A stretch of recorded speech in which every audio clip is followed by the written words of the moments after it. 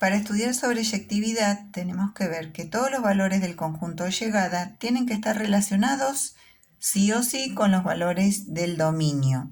Vamos a recordar algunos conceptos que vimos en otras clases.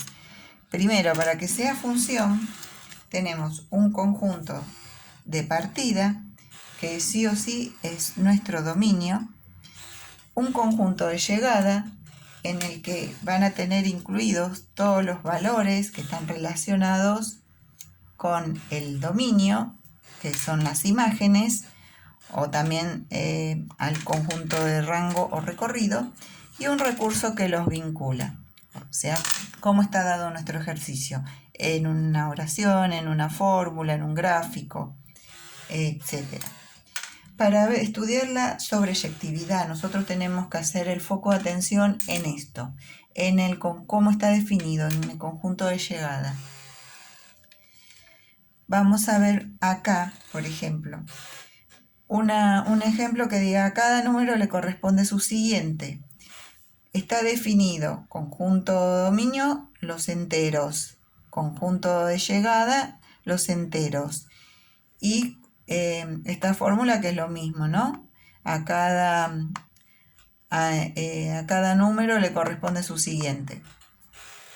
Vamos a poner acá en un ejemplo, si lo tuviéramos en diagrama, a menos 4 le corresponde menos 3, a 2 le va a corresponder 3, a 10 le va a corresponder 11. Como les dije antes, vamos a hacer foco en este ejercicio. Si en este globito tengo que tener a todos los z, a todos los enteros, yo tengo que asegurarme que, por ejemplo, menos o un número grande, 2 millones. Que 2 millones sea el número que le corresponde a algún valor de acá, ¿sí? Que sea el siguiente de algún otro número. Va a ser el siguiente de 199999, ¿sí?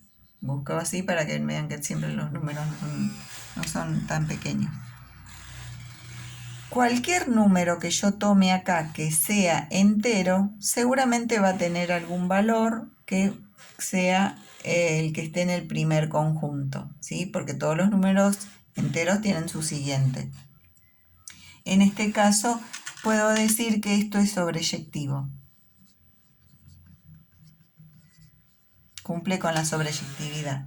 No va a haber valores que sean enteros que no tengan un correspondiente de este conjunto.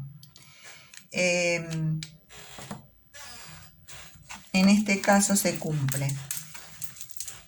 En general, la sobreyectividad, si yo llamo i a todos los valores del conjunto de llegada, cualquier i que tome tiene que ser el resultado de la función con respecto a alguna preimagen, alguna x. En un gráfico, si a mí me dan un gráfico y no me están definiendo la función, yo necesito ver cómo está definida esa función, el conjunto de llegada en este caso, conjunto de partida, conjunto de llegada, y no está escrito en ningún lado, yo tengo que considerar que esto es de R en R, que estuviera definido de R en R. Y vamos a ese sobreyectivo de R en R.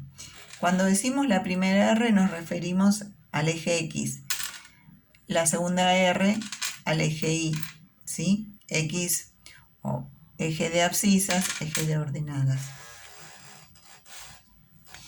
Y acá, poniendo el foco de atención en el eje en el segundo conjunto, R, yo puedo ver que hay sectores como este o este donde no tenemos graficada esta curva.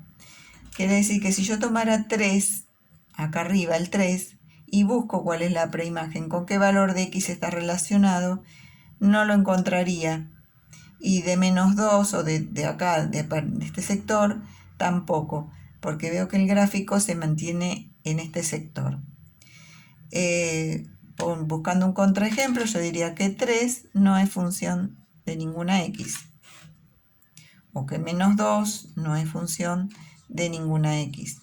Buscando un contraejemplo, ya puedo decir que no es sobreyectiva o suryectiva, como también se la llama. En los ejercicios donde nos presentan fórmula, vamos a ver un ejemplo donde sea también de R en R y nos presentan una fórmula como esta, x cuadrado. Yo voy a verificar si todos los valores de los reales son solución a esto. Y acá, si ya estudiamos un poquito cómo son las operaciones, esta operación x al cuadrado, cualquier número al cuadrado, siempre da un número positivo o el 0. O sea, siempre da el 0 o números positivos, lo podría escribir así. Siempre da en este rango. Ahora, acá está definido R, no este rango, ¿sí? Va a haber valores de la parte negativa que no pertenezcan, que no sean función de esto. Por ejemplo, ¿qué pasa con el número i igual a menos 10? Para poner un ejemplo, un número negativo. Vamos a verificar si menos 10 es función de esto. Lo planteamos así, hacemos el despeje. Y ya acá veo que tengo un número negativo adentro de una raíz cuadrada. Esto ya lo vimos en otras clases. En R no tienen solución las raíces de índice par de números negativos. Esta es una raíz de índice par, raíz cuadrada de un número negativo. Quiere decir que esto no pertenece a los reales. Estas x no pertenecen a los reales. Estamos estudiando de R en R. Hay un valor que es i, un valor negativo, que no es función de nada. Entonces, i, el ejemplo que tomamos, menos 10, no es función de ninguna x. No es sobreyectiva o suryectiva.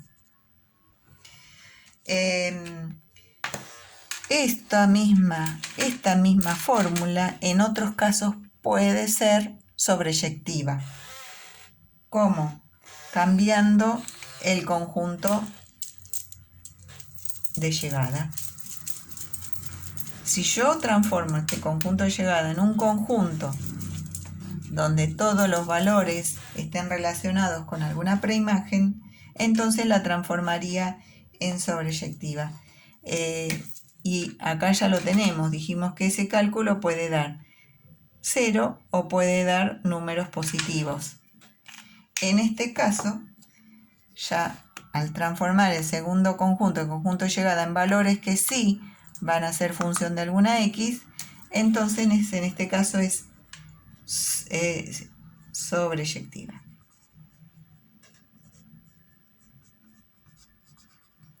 En síntesis, para la sobreyectividad, todos los valores del conjunto de llegada tienen que corresponder a una preimagen o más, ¿sí? Porque puede tener más preimágenes. ¿Qué va a pasar? Que en las sobreyectivas el conjunto de llegada va a coincidir con el conjunto imagen o conjunto de recorrido o rango. Nuestra función sobreyectiva va a ser una función que esté definida de esta manera. Conjunto de partida va a ser el dominio y el conjunto de llegada exactamente va a ser el conjunto imagen o el rango. Y bueno, el tercer elemento. Esta es la condición para que una función sea sobreyectiva.